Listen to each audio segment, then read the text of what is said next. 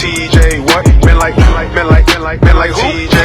All of my money and all of my chains. I'm getting money, bitch, I'm getting paid. Get from my pockets and get from my face. Being your boyfriend, we definitely the same. It's cause of my grind, you can. What's up, guys? Welcome back to another video. Today we're going to be doing something a little bit different, which is why you're looking at a picture of my car. Well, not the only reason why. You guys can see. If you know, you know. But anyway, so we have some more footage, really just pictures from when I was at the auto show. So I decided that we are going to use them. So we're going to be doing a lot of voiceovers today. If you like content like this, I'll do more in the future. But for now, here we go. On to the video.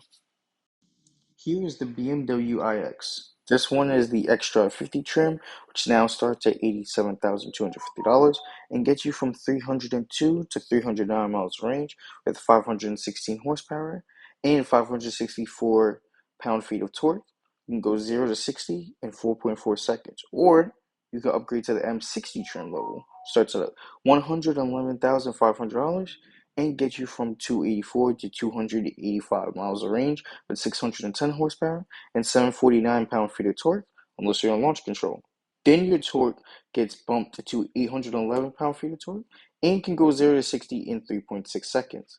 Both trims come standard with dual electric motors paired to a 111.5 kilowatt hour battery and are 220 volt capable. So here it is. Here we have the BMW i7. This is offered in 3 configurations: the eDrive 50 trim, the xDrive 60 trim, and the M70 trim.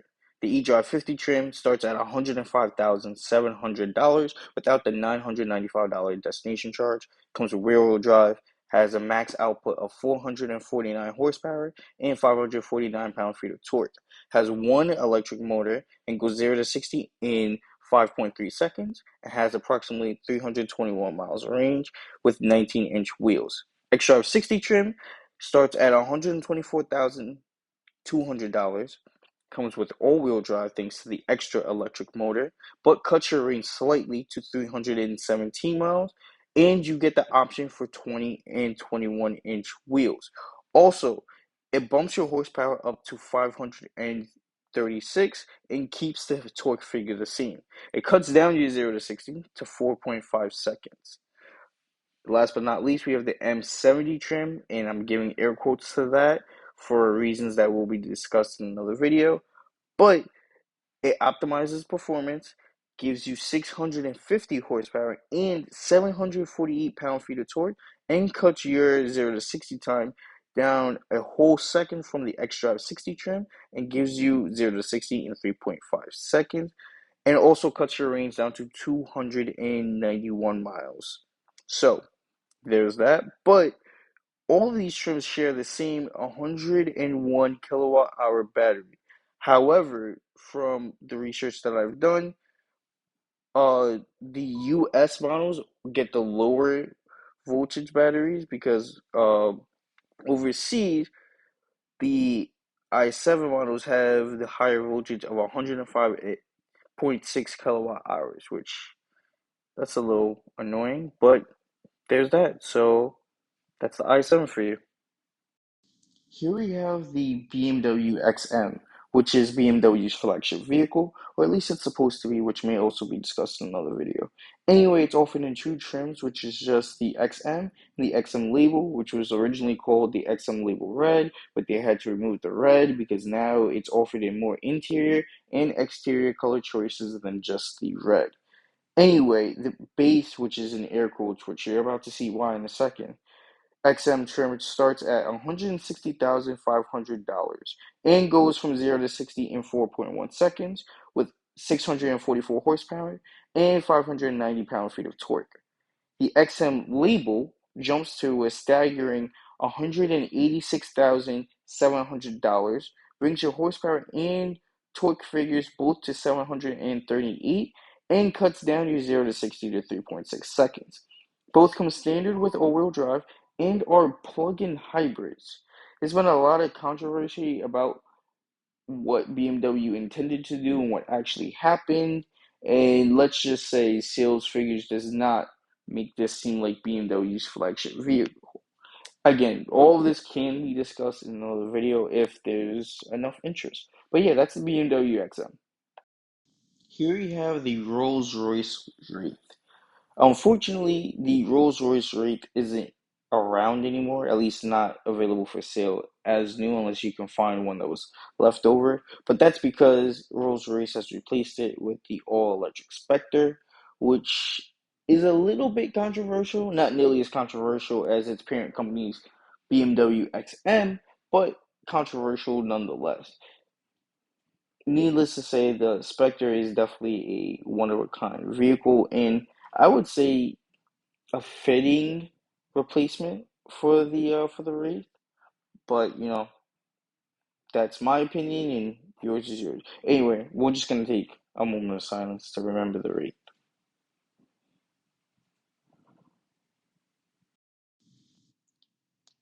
Here we have the Mustang Dark Horse Premium, which the only way I'm able to tell is because the wing that's on the back is the gurney flap wing, which you can only get on the Dark Horse Premium.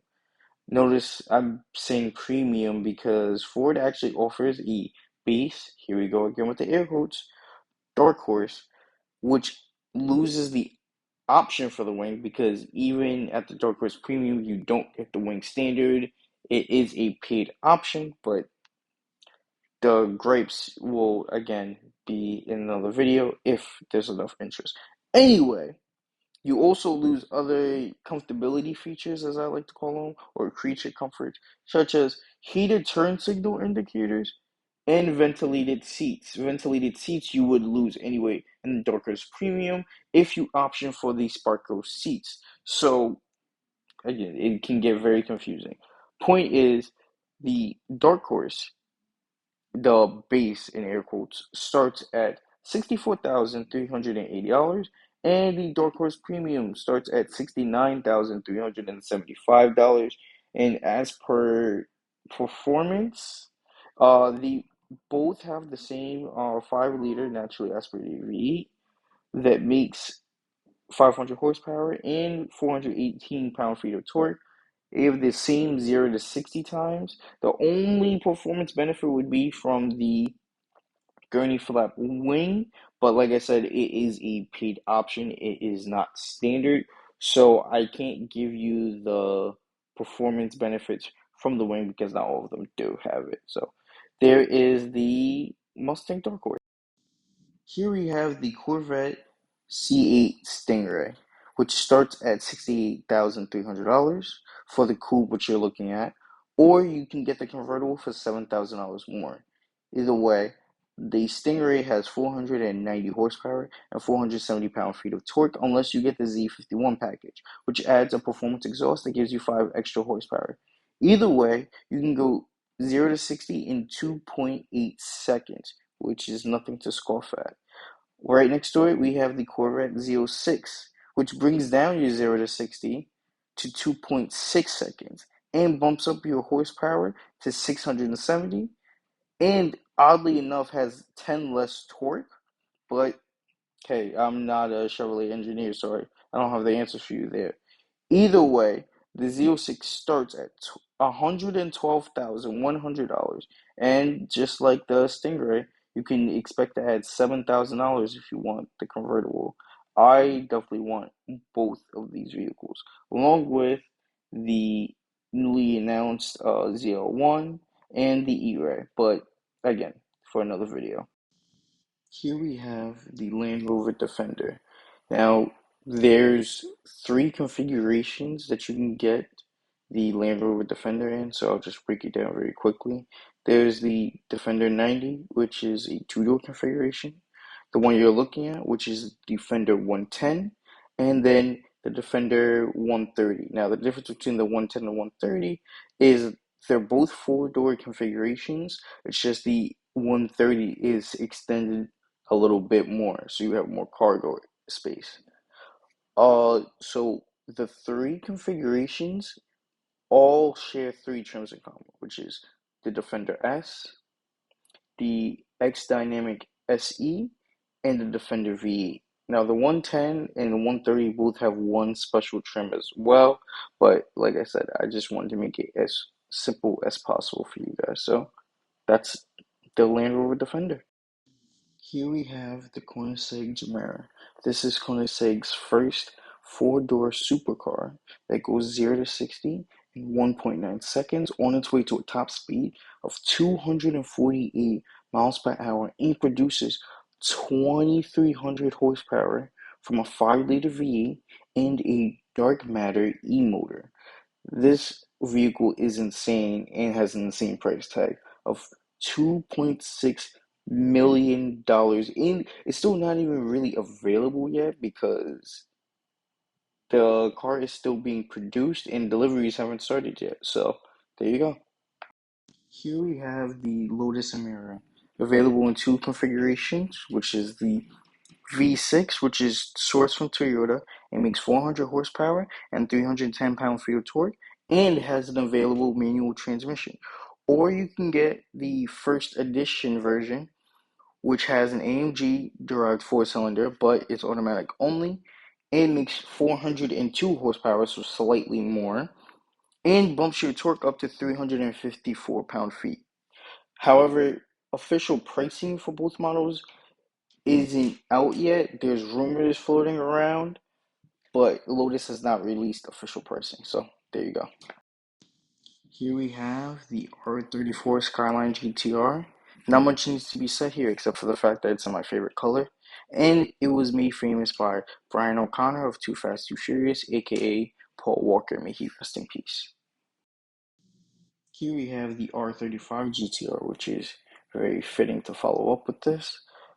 But actually, in doing a little bit more research for this video, I actually found out that there's a lot more to the R35 than I personally knew.